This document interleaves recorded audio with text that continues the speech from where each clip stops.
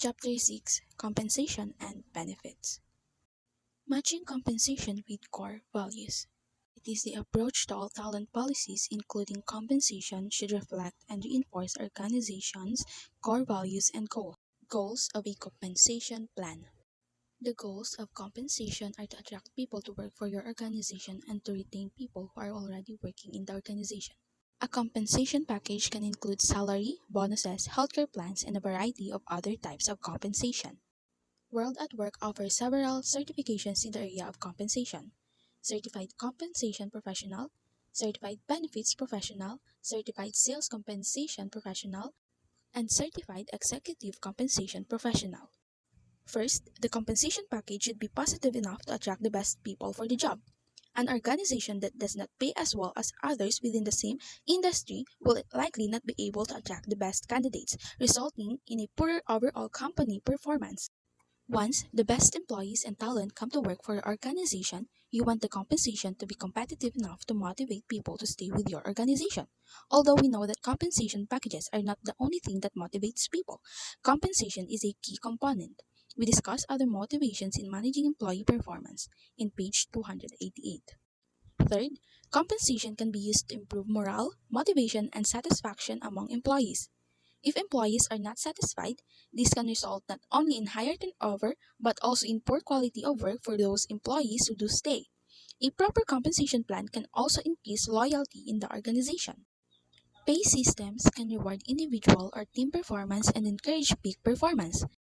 Companies with satisfied employees, such as SAS and Boston Consulting Group, have better customer service and better organizational growth. Fairly compensated, motivated employees also save money by avoiding sick days and fewer disability claims. Key takeaways. A compensation package is an important part of the overall strategic HRM plan, since much of the company budget is for employee compensation. A compensation package can include salary, bonuses, healthcare plans, and a variety of other types of compensation. The goals of compensation are to attract people to work for your organization and to retain people who are already working in the organization. Compensation is also used to motivate employees to work at their peak performance and improve morale. Employees who are fairly compensated tend to provide better customer service, which can result in organizational growth and development. Developing a compensation package. Developing a compensation package involves creating a structured plan that outlines the pay and benefits employees will receive in exchange for their work. This process begins with analyzing the company's budget and financial capabilities, followed by conducting market research to understand industry standards and competitive salaries. Before developing a compensation strategy, it's crucial to analyze your organization's philosophy and address basic questions about your current compensation packages to ensure they align with your strategic plan and meet your organization's goals. From the employee's perspective, what is a fair wage? Are wages too high to achieve financial health in your organization? Do managers and employees know and buy into your compensation philosophy? Does the pay scale reflect the importance of various job titles within the organization? Is your compensation good enough to retain employees? Are state and federal laws being met with your compensation package? Is your compensation philosophy keeping in line with labor market changes, industry changes, and organizational changes? Once these basic questions are addressed, we can see where we might have holes in our compensation package and begin to develop new philosophies in line with our strategic plan, which benefits the organization.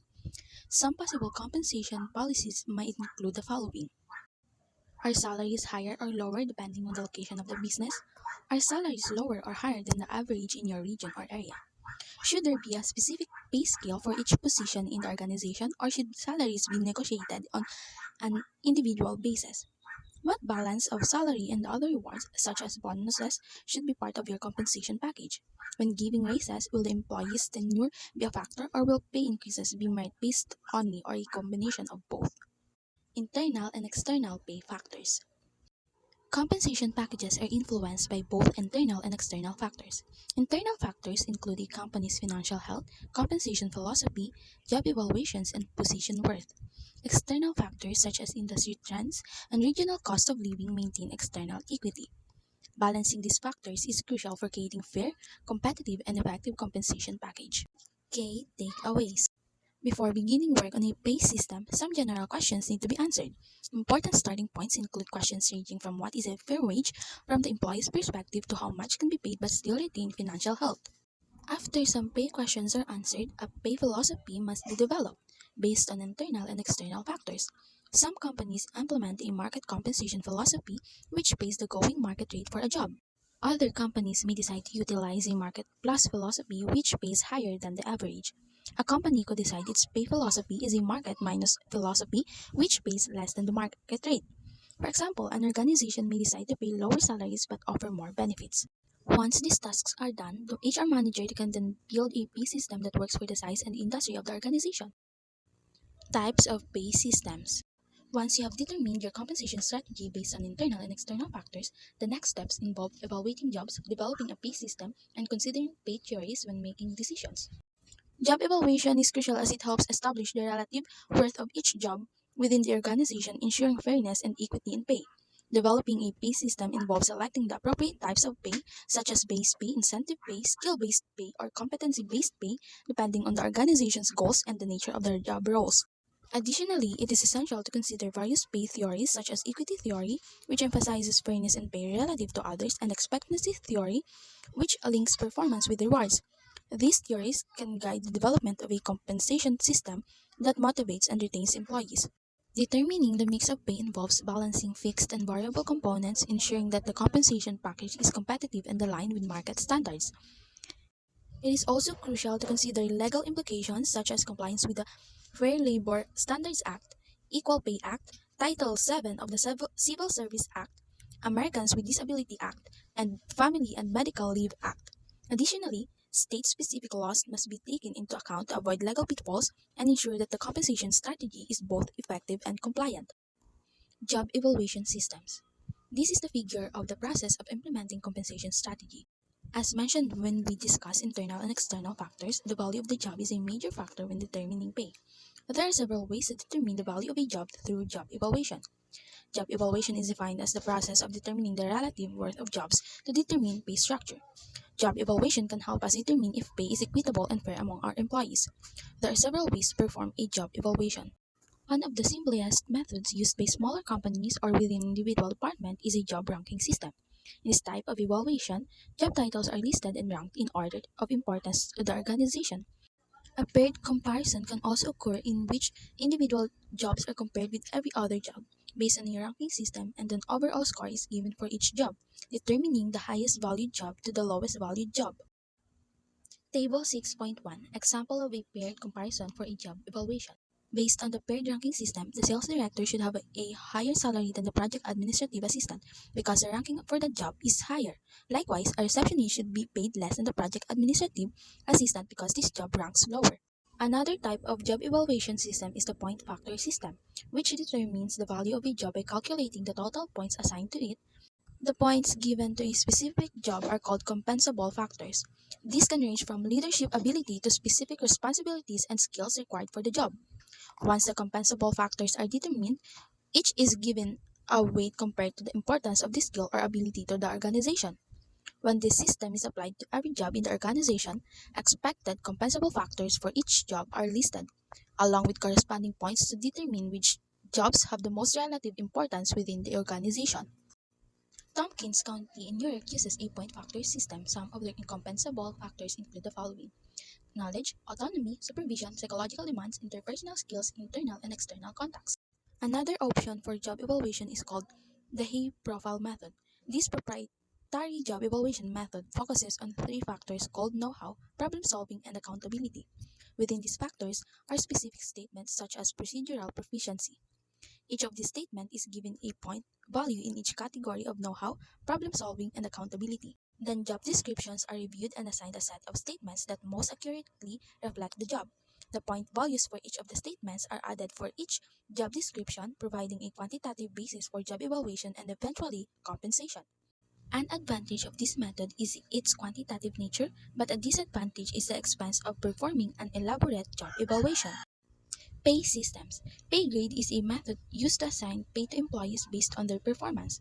It involves developing various pay grade levels which are then assigned to each job. This system ensures fairness and minimizes pay discrimination. However, it may not be suitable for some organizations, such as those operating in multiple cities or those with offices in both locations. One downside of pay grading is the potential lack of motivation for employees to work harder, as they know their pay level or pay grade will remain the same even if they perform tasks outside their job description. Organizations often use a going rate model instead of a pay grade scale to create compensation packages. This model considers the going rate for a job at a specific time, which can be beneficial when market or labor supply and demand pressures significantly impact the business. For instance, if a company needs to attract top project managers but already has more available, they may need to pay the same or more due to labor supply and demand. Tools like SalaryWizard.com provide going rate information on various job regions. Another pay model is the management fee model. In this model, each manager makes a decision about who should be paid, what, when that person is hired. The downside to this model may be potential discrimination, halo effects, and resentment within the organization. Of course, these factors can create moral issues, the exact thing we want to avoid when compensating employees. In addition to the pay level models we just looked at, other considerations might include the following. First is the skill-based pay. With a skill-based pay system, salary levels are based on an employee's skills as opposed to job title. This method is implemented similarly to the pay grade model, but rather than job title, a set of skills is assigned a particular pay grade. Competency-based pay. Rather than looking at specific skills, the competency-based approach looks at the employee's traits or characteristics as opposed to specific skill sets. This model focuses more on what the employee can become as opposed to the skills he or she already has. Broad banding. Broad banding is similar to a pay grade system, except all jobs in a particular category are assigned a specific pay category. Variable pay system. This type of system provides employees with a pay basis but then links the attainment of certain goals or achievements directly to their pay. For example, a salesperson may receive a certain base pay but earn more if he or she meets the sales quota. Pay theories. Equity theory focuses on the satisfaction employees derive from their pay and inputs to the organization. People evaluate their own compensation by comparing it to others and their inputs to others. If they perceive this as unfair, motivational issues can arise, leading to reduced work and reduced inputs. This theory is crucial in HR, as employees will always compare their own pay to others within the organization. The key to understanding pay equity lies in perception, as fairness is based on what the employee sees, not what may be the actual reality. There are two factors related to pay equity. External pay equity, which refers to what other people in similar organizations are being paid for a similar job, and internal pay equity, which focuses on employees within the same organization. For example, Walmart CEO Michael Duke earned roughly $35 million in salary and other compensation, while employees earned minimum wage or slightly higher in their respective states. To make a compensation strategy work, the perceived inputs and outputs must match fairly. The expectancy theory is another key theory in relation to pay. The expectancy theory says that employees will put in as much work as they expect to receive. In other words, if the employee perceives they are going to be paid favorably, they will work to achieve the outcomes. If they believe the rewards do not equal the amount of effort, they may not work as hard. The reinforcement theory, developed by Edward L. Thorndike, suggests that high performance is likely to be followed by a reward and vice versa. In finance, bonuses for traders and bankers are a significant part of their salaries, with the average bonus in 2010 being $128,530. However, the theory raises ethical concerns about pay structures, particularly commission and bonus plans. All these theories provide us information to make better decisions when developing our own pay systems. Pay decision considerations. Creating a pay structure is crucial for an organization's motivation and growth. Factors such as the size and expected expansion of the organization can influence the decision. For instance, a management fee model may be appropriate for a small company, but as the company grows, a more formal pay structure may be necessary. If the organization operates overseas, the payment of domestic workers compared to the global market may be a concern. A centralized compensation system may be beneficial, but it may be unfair to employees in more expensive countries. Additionally, currency valuation fluctuations can pose challenges. Effective communication of the pay system is essential for employee motivation. Pay attitude surveys can help create a transparent compensation process, leading to higher performing employees. Organizations should regularly review their wages and develop market pay surveys to ensure they are within industry expectations. These are the types of pay. First is the salary. It is a fixed compensation calculated on a weekly, bi-weekly, or monthly basis, no extra pay for overtime work. Next is the hourly wage. Employees are paid on the basis of a number of hours worked. Base work system. Employees are paid based on the number of items that are produced. Types of incentive plans and their attributes. Commission plans. An employee may or may not receive a salary but will be paid extra. Example, a percentage for every sale made.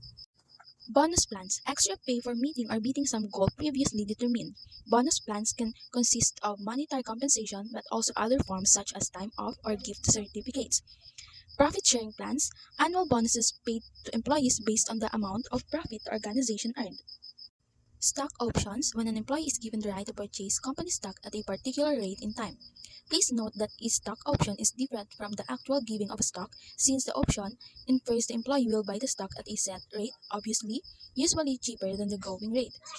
Next is the fringe benefits. These can include a variety of options: sick leave, paid vacation time, health club memberships, and daycare services. Next is the health benefits. Most organizations provide health and dental care benefits for employees. In addition, disability and life insurance benefits are offered. 401k plans. Some organizations provide a retirement plan for employees.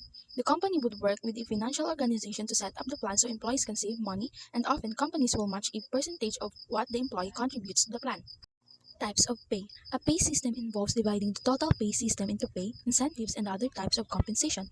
Pay is the actual salary an employee earns, while incentives such as pay for performance are given for meeting performance standards like sales targets. This direct link between company goals and employee goals results in higher pay for the employee and increased achievement by the organization. The following are desirable traits of incentive plans: the clearly communicated, attainable but challenging, easily understandable, tied to company goal. Laws relating to pay.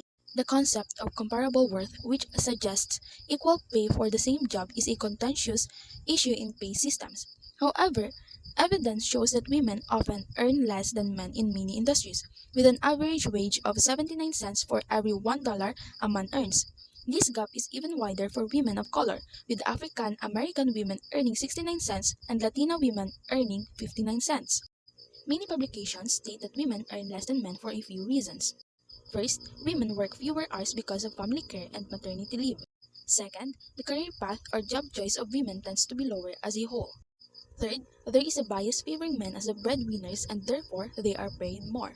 Fourth, women are valued less than men in the workplace. And lastly, women don't negotiate salaries as well as men do. Key takeaways. A job evaluation system should be used to determine the relative value of one job to another. This is the first step in setting up a pay system. Several types of pay systems can be implemented. A pay grade system sets up specific pay levels for particular jobs, while a going rate system looks at the pay through the industry for a certain job title. Management fit gives maximum flexibility for managers to pay what they think someone should earn. HR managers can also develop pay systems based on skills and competency and utilize broad banding, which is similar to pay grades. Another option might include variable pay.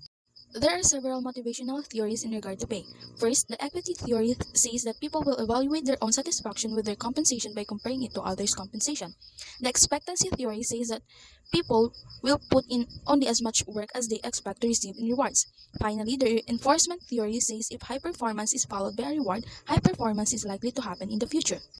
Other pay considerations include the size of the organization, whether the company is global, and the level of communication and employee involvement in compensation.